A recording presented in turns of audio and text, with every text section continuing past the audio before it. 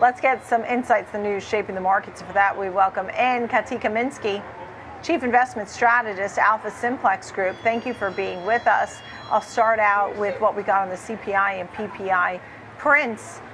In the meantime, there's still the bet we see now after the PPI and showing deflation again that March rate cut is moving. The likelihood has moved a little bit higher. I mean, my last check was around 78% from 70%. What do you think about what we learned from the CPI and PPI prints this week? Well, I think what we're really learning is there's a lot of mixed data. I mean, there wasn't a clear story in the last 2 days. And actually, if you ask me, I'd say today the market looks a little bit risk off and more focused. The biggest mover is oil prices. So it is a little confusing. And I think there's no clear answer. And this week just demonstrated that. So I think it is still a little bit optimistic for March, but that's more of a sort of my own view that things take longer than people tend to expect. Right. Obviously, January 6.7%. March says here 81%. But May, June, still 100% likelihood of a cut. And Bill Ackman out also noting that he sees the Fed moving more rapidly on interest rate cuts. I mean, what would be some of the things that you think that would push the Fed to say, go ahead, cut a little faster? Well, if they continue to see that conditions look good and they see, I mean, it's all about the inflation numbers going down, right? And they're still sticky. So I think if you looked at some of the commentary this week, it was very cautious and saying, we're not there yet. We're still at a higher level. So I think if you listen to that, you need to see inflation numbers go down more substantially, even though the market would love for cuts to come sooner than later. There's not a lot of evidence that there's data that supports it needs to happen right away. On the other hand, if we see weak data that becomes much weaker, that's when we see that when we think that the Fed might actually need to start acting in the other direction. And that's where I think there would be more rapid cuts. And so far, we haven't seen that. Yeah.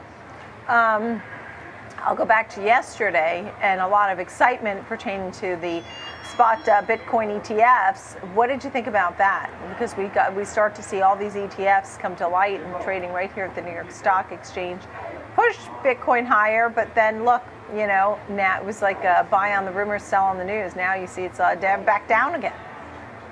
Yeah, it was an exciting week for Bitcoin. I mean, fake news and then massive moves. And the truth is, at this point, the ETF hasn't launched yet. So I think there's a lot of excitement. But I think where the real interesting moves are going to be is when that ETF actually launches and real money can actually go into it in places where people have tended to be a little bit tentative about being in Bitcoin or have restrictions about Bitcoin. So I think it's just the start of what could be a very interesting story to watch. Are you interested in that in a portfolio?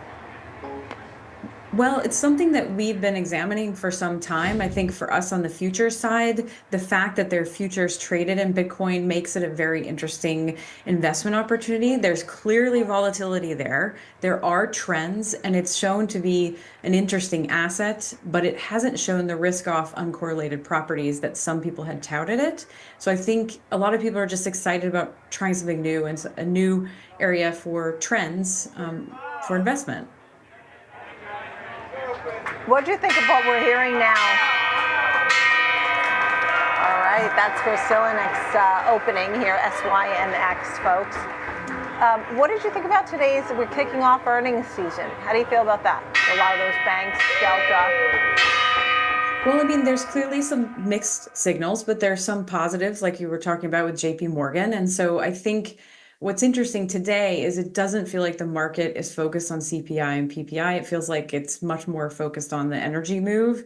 And so I think there's a little bit of a pause. If we could have some good earnings numbers, that would be, very supportive, more to the soft landing narrative. So I think that would be ideal.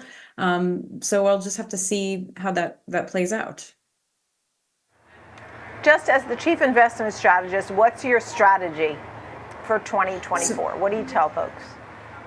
So we work in the trend following space, and we've been following global trends for the last 2 to 3 years. And the biggest shift that we've seen, and this is probably the most notable, is that fixed income signals have finally shifted after 9 quarters from short to long.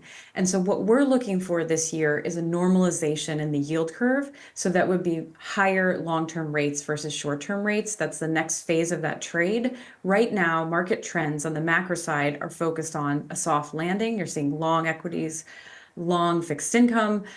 Commodities, on the other hand, have been very bouncy, but I think there's something to watch because they've been somewhat out of play for the last few months.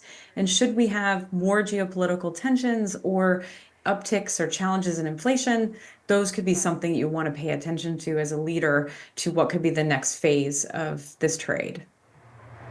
Right. All right. So we'll watch for that. In the meantime, Jamie Dimon saying rates may be higher than markets expect. So we have a busy year ahead, I'm sure, Katy. Thank you.